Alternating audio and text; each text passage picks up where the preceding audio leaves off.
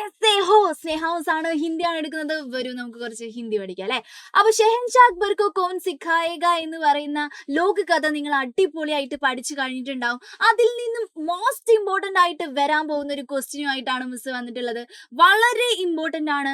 നിങ്ങളുടെ ടെക്സ്റ്റ് ബുക്കിലൊന്നും ഈ ക്വസ്റ്റ്യൻ കാണാൻ കഴിയത്തില്ല, പക്ഷേ നിങ്ങളുടെ എക്സാം ക്വസ്റ്റ്യൻ പേപ്പറിൽ ഇത് ഷുവർ ആയിട്ടും വരാറുണ്ട്, വന്നിട്ടുണ്ട്, ചോദിച്ചിട്ടുണ്ട്, ഇനിയും അങ്ങോട്ടും ചോദിക്കാൻ സാധ്യതയുണ്ട്. അപ്പൊ എന്താണിത് നോക്കിക്കേ. നിങ്ങൾക്ക് ഒരു ബോക്സ് തന്നിട്ടുണ്ടാവും, എന്നിട്ട് സഹി മിലാൻ കറേ എന്ന് പറഞ്ഞിട്ടാണ് ക്വസ്റ്റ്യൻ വരാൻ പോകുന്നത്. എങ്ങനെയാണ്?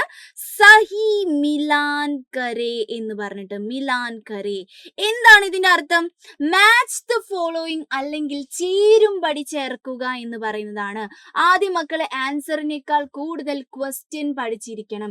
ക്വസ്റ്റ്യൻ വന്നിട്ടുണ്ടെങ്കിൽ എങ്ങനെയാണെന്ന് ആദ്യം മനസ്സിലാക്കണം അല്ലെ. അപ്പൊ സഹി മിലാൻ കറേ എന്ന് പറഞ്ഞിട്ടുണ്ടെങ്കിൽ ഇനി മക്കളെ എന്ത് പേടിച്ചിരിക്കാൻ പാടില്ല, എന്ത് ചെയ്യണം? ഇത് മാച്ച് ദ ഫോളോയിങ് ആണ്, ചേരുംപടി ചേർക്കലാണ്, മിസ് പറഞ്ഞു തന്നിട്ടുണ്ട് എന്ന് പറഞ്ഞിട്ട് സ്പീഡിൽ അങ്ങ് എഴുതിയേക്കണം കേട്ടോ. അപ്പൊ നോക്കിക്കേ, ഇത് എന്താണ്?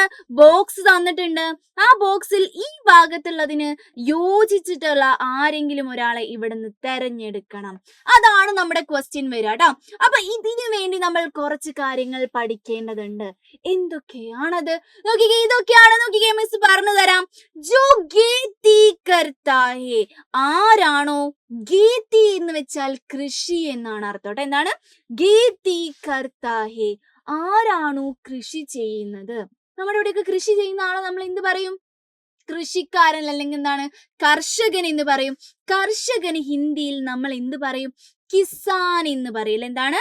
കിസാൻ എന്ന് പറയും. കർഷകനാണ് എന്ത്? കിസാൻ എന്ന് പറയുന്നത് അല്ലെ. ഓക്കെ. ജോ കപ്പടാ ധോത്തി ഹേ, ഇത് മക്കൾ ഇമ്പോർട്ടന്റ് ആയിട്ട് പഠിച്ചേക്കേണ്ട കാര്യമാണ്. Okay, set. കിസാൻ എന്ന് വെച്ചാൽ എന്താണ്? കർഷകനാണ്. ജോ ഗേത്തി കർത്താ ഹേ അല്ലേ. Okay, set. നോക്കിക്കേ, അടുത്തത് ജോ കപ്പടാ ധോത്തി ഹേ, ആരാണോ, കപ്പട എന്ന് വെച്ചാൽ എന്താണ്? വസ്ത്രമാണ് അല്ലെ. വസ്ത്രമാണ്, ഡ്രസ്സാണ് അല്ലെ. ഡ്രസ്. ധോത്തി ഹേ, ധോത്തി ഹേ എന്ന് വെച്ചാൽ എന്താണ്? അലക്കുന്ന ആൾ, കഴുകുന്ന ആൾ അല്ലെ. അപ്പം ആരാണോ വസ്ത്രം അലക്കുന്നത് അവരെ നമ്മൾ അലക്കുകാരൻ എന്ന് പറയും. നമ്മൾ ഹിന്ദിയിൽ ധോബീൻ എന്ന് പറയും. എന്താണ്? ധോബീൻ എന്ന് പറയും. മക്കൾ പഠിച്ചു വെക്കണം. ഈ പേര് മാത്രം പഠിച്ചാൽ പോരെ, എന്തും കൂടി പഠിക്കണം. ഈ ഒരു കാര്യം കൂടി പഠിക്കണം കേട്ടോ. അപ്പൊ എന്താണ്? ജോ കപ്പടാ ധോത്തി ഹേ, വസ്ത്രം അലക്കുന്ന ആളെ നമ്മൾ എന്ത് പറയും? ധോബീൻ എന്ന് പറയും. എന്താണ്? ധോബീൻ എന്ന് പറയും. ധോബീൻ എന്ന് വെച്ചാൽ എന്താണ്? അലക്കുകാരനാണ് അല്ലെ. ഓക്കെ. ജോ ലേഖ ജോഖ കർത്താ ഹേ, ആരാണോ ലേഖ ജോഖ. ലേഖ ജോഖ എന്ന് വെച്ചാൽ എന്താണ്?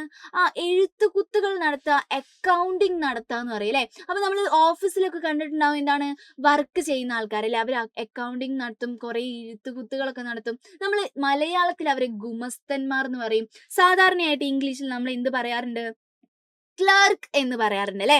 അപ്പൊ ജോ ലേഖ ജോഖ കർത്താ ഹേ, എഴുത്തുകുത്തുകൾ നടത്തുന്ന ആള്, അല്ലെങ്കിൽ എന്താണ്, അക്കൗണ്ടിങ്ങും കാര്യങ്ങളൊക്കെ നടത്തുന്ന ആൾ ആരാണ്? ലിപികാണ്, ക്ലർക്ക് ആണ്. എന്താണ്? ലിപികാണ്, ക്ലർക്ക് ആണ്. Okay, set. പഠിച്ചിട്ടുണ്ട്. ഇനി അടുത്ത നോക്കിക്കേ. ജിസേ കോയി ഗ്യാൻ ന ഹോ, ആർക്കാണോ ഗ്യാൻ ഇല്ലാത്തത്. കോയി ഗ്യാൻ ന ഹോ, ഒരു തരത്തിലുമുള്ള ഗ്യാൻ, അറിവില്ലാത്തവൻ. ഗ്യാൻ എന്ന് വെച്ചാൽ അറിവാണ് കേട്ടോ. അപ്പൊ എന്താണ്? ജിസേ കോയി ഗ്യാൻ ന ഹോ, ഒരു തരത്തിലുമുള്ള അറിവില്ലാത്തവൻ ആരാണ്? മൂർഖാണ്. മൂർഖ് എന്ന് വെച്ചാൽ എന്താണ്? വിഡ്ഢിയാണ് അല്ലെ. എന്താണ്? വിഡ്ഢികൾക്കാണ് നമ്മൾ മൂർഖ് എന്ന് പറയുന്നത് അല്ലെ. അപ്പൊ ഇത് മക്കൾ എന്തായാലും പഠിച്ചു വെക്കണം.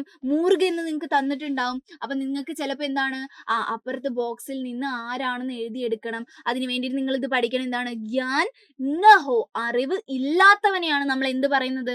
മൂർഖ് എന്ന് പറയുന്നത് അല്ലെ. ജിസ്കോ ഗ്യാൻ ഹേ, ആർക്കാണോ ഗ്യാൻ ഉള്ളത്, അറിവ് ഉള്ളത്, ആർക്കാണോ അറിവുള്ളത് അവന് നമ്മൾ എന്ത് വിളിക്കും? ജ്ഞാനി എന്ന് വിളിക്കും. എന്താ? ജ്ഞാനി. ജ്ഞാനി എന്ന് വെച്ചാൽ എന്താണ്? പണ്ഡിതൻ എന്നുള്ള അർത്ഥമുണ്ട് കേട്ടോ. സ്കോളർ എന്നൊക്കെ പറയാം. അറിവുള്ളവനെ നമ്മൾ ജ്ഞാനി എന്ന് വിളിക്കും. അപ്പൊ മക്കള് ജ്ഞാനി, മൂർഖ്, ലിബിക്, ദോബിൻ, കിസാൻ ഈ കാര്യങ്ങളൊക്കെ എന്തായാലും പഠിച്ചിരിക്കണം. നിങ്ങൾക്ക് ഇങ്ങനെ ബോക്സിൽ സഹി മിലാൻ കരെ എന്ന് പറയുന്ന ഒരു ക്വസ്റ്റ്യൻ കാണാൻ സാധിക്കും. അപ്പൊ ഓണ പരീക്ഷയ്ക്ക് ഇങ്ങനെ ഒരു ക്വസ്റ്റ്യൻ നിങ്ങൾക്ക് കാണാൻ സാധ്യതയുണ്ട്. അപ്പൊ അതിനാൽ ഇപ്പോൾ തന്നെ നിങ്ങൾ പഠിച്ചു പോയിക്കോളാ.